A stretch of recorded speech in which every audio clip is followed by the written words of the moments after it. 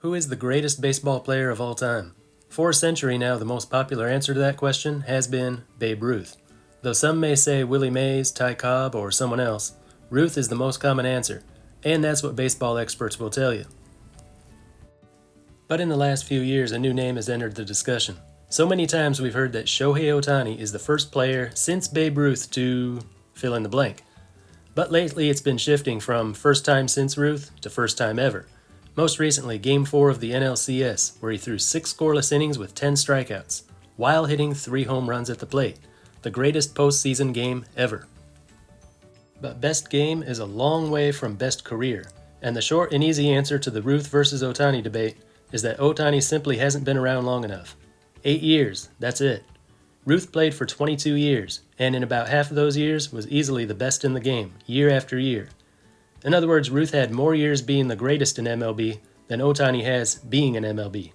But they're worth comparing, because Ohtani is certainly the greatest of this century, and could easily become the greatest of all time, without needing 22 years to do it. First of all, you need to understand why Babe Ruth is most often considered the greatest ball player of all time, because a lot of people don't understand that. It's not that people think he could be transported through time to the present day and hit 60 home runs against modern day pitching. He would have a tough time trying to hit pitches he's never seen before, at speeds he's never seen before. With every generation, the pitching gets better, so the hitters have to adjust to it. A hitter from today, transported back 100 years, would find the pitching much easier to hit against. But that's only because that hitter from today grew up in today's world. If he had grown up in Ruth's time, he would not know anything about 21st century baseball. He would only know what all the other players at the time knew. He also wouldn't receive today's training, today's medicine, today's comfortable living. So take a baby Cal Raleigh and send him back to the early 1900s. Let him grow up in that time and see what happens. He would look very different from what he looks like today. I'm talking his swing, his base running, his defense, and even his physical appearance. One argument people really need to give up on is that Ruth had it easier because he didn't have to fly cross country. I hear that often. If you really think those charter flights players take today are harder on the body than taking a 1920s railroad, then I don't know what to tell you. There's no reasoning with you. Yeah, there were no major league cities south or west of St. Louis at that time. But remember that a train from New York to St. Louis took about 24 hours. Today you can go from New York to Tokyo in about half that time. The point I'm trying to make here is that you can't just compare players from different generations based on how you think they would do if they were living at the same time. Each generation has advantages and disadvantages. So the best way to measure greatness is to look at how a player does versus his contemporaries, versus players who had roughly the same opportunities, same conditions, same training, same knowledge of the game, and judge him by how much better he was than those who were living and playing in the same era. And when we do that, Ruth easily comes out ahead of everyone else throughout baseball history. Another argument against Ruth being the greatest of all time is that he played pre-integration, when Major League Baseball and the Negro Leagues played separately. That is a good point. He didn't have to play against any of the great black players of the time. Didn't have to face any black pitchers. He was never compared with any of the great black hitters. But I would argue that he played in a time when baseball was America's biggest sport. Every boy wanted to be a baseball player, and it attracted many of the best athletes in the country. Not the case today. There are so many more sports to compete with. A lot of great athletes today tend to choose one of the many other sports besides baseball. If they were living a century ago, they were more likely to choose baseball. Some say Willie Mays is the greatest ever because he was the best post-integration player, but he also played against mostly just American players. I know there were foreign players in his time, but nothing like we see today. Are we going to let people say that Willie wasn't great because he didn't have to see any foreign pitching or be measured against so many foreign hitters like so many players are today? Or even the fact that he didn't play against the American League, half of Major League Baseball? Of course not. So you take whatever era a player is playing in and judge his greatness by how much better he was than other players of his generation. Players who were given roughly the same situation, the same resources, the same knowledge. Think about it. Years from now, they may decide that PEDs are okay for all players to use, and the quality of PEDs improve. Then a century from now, some guy is throwing 120 miles an hour on the mound, hitting a home run in every game at the plate. Better than Ohtani? Not if other players are coming close to doing the same thing. Ohtani sticks out as the greatest hitter of his generation, just like Ruth has stood out as the greatest of all time for so long. Anyway, Ruth and Ohtani are most often compared because they're both two-way players, which is very unusual, makes both men stand out from all players in MLB history. Ruth started his career as a starting pitcher, 6 years in the starting pitcher role, 3 full seasons. His best was 1916, led the league in ERA, ERA+, and shutouts. From 1915 to 1918, he was one of MLB's best pitchers. In 1918 and 1919, he started to pitch less and hit more. Then in 1920, his first year with the New York Yankees, he became a full-time position player and hardly ever pitched again. His best two-way years were 1918 and 1919. And before you look at the actual numbers, you have to remember that this was still the dead ball era. It's a fact that Ruth never pitched 10 innings in a season where he hit 30 home runs, something that's been going around on social media lately. It's true, but when people share that, I don't think they understand how hard it would have been to hit 30 home runs back then. All the rule changes that made it easier to hit home runs came in 1920. In 1918, Ruth led the league with just 11 home runs in 95 games. The season was shortened because of the war. Also led the league in slugging and OPS. As a pitcher, 19 starts, a record of 13-7, ERA 2.22, WHIP 104. In 1918, he broke the Major League home run record with 29 home runs. The old record was 25, so he broke it comfortably. Led the league in on-base, slugging, and OPS. In that same year, he made 15 starts, record of 9-5, ERA 2.97. Those 2 years should not be underestimated just because the home run numbers don't compare well with today. Like Ruth, Ohtani also pitched in 6 different seasons, 3 years in a full-time starting pitcher role. Numbers are similar.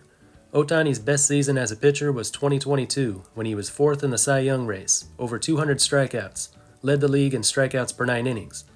Sort of like Ohtani's answer to Ruth's great 1916 season on the mound. The big difference, though, is that Ruth only had 150 plate appearances in 1916, while Ohtani had 666 plate appearances in 2022. Hit 34 home runs, 4th most in the American League. Ruth never had a season like that.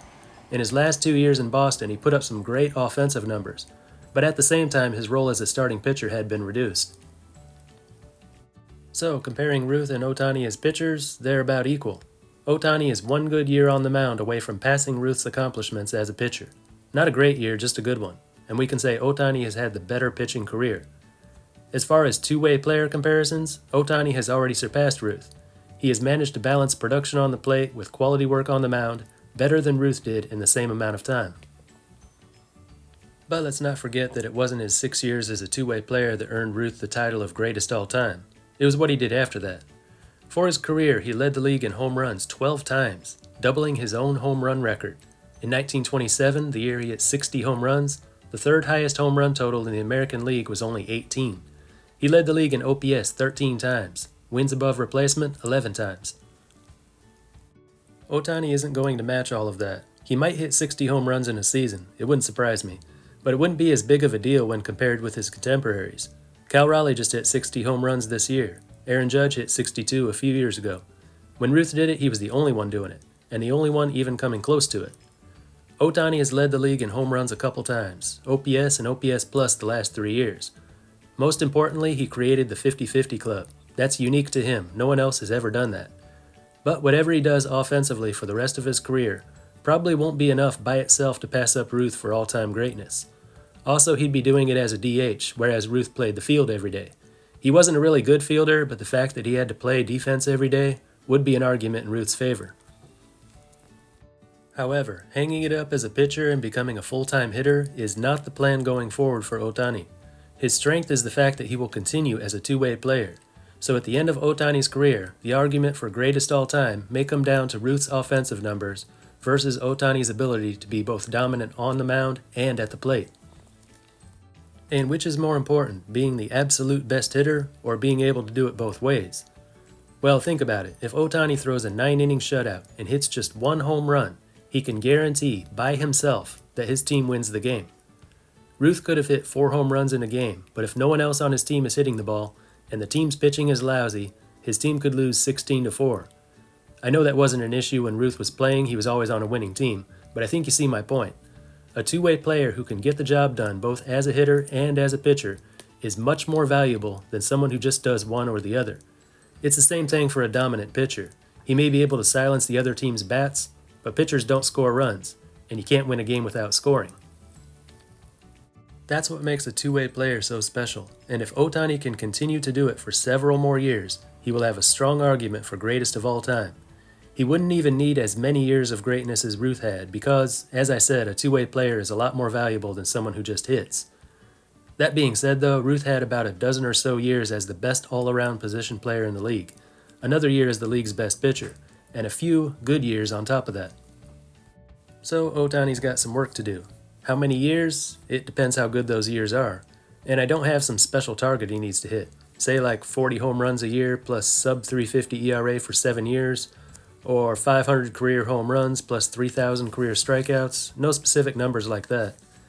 If WAR is how you measure it, Ohtani would need to triple the WAR he's already accumulated in order to pass Ruth. That's unlikely to happen. But as I said, Ohtani's role is more valuable. While Ruth was equal to 2 great hitters in one body, Ohtani fills the role of dominant hitter and an ace on the mound, which is more important. Most likely 5 more great years or 10 more really good years as both a hitter and pitcher before Ohtani is considered the best there's ever been. And the most likely outcome of all this is that when Ohtani's career is all done, people will still be arguing over it. It's hard for either side to win the argument when you're comparing offensive dominance versus two-way ability, so it may be one of those debates that goes on forever. But what do you think? What will Ohtani have to do before he dethrones Ruth as MLB's greatest player of all time? Let us know in the comments. Anyway, that's all for this one. Until next time, this is Baseball International. See ya!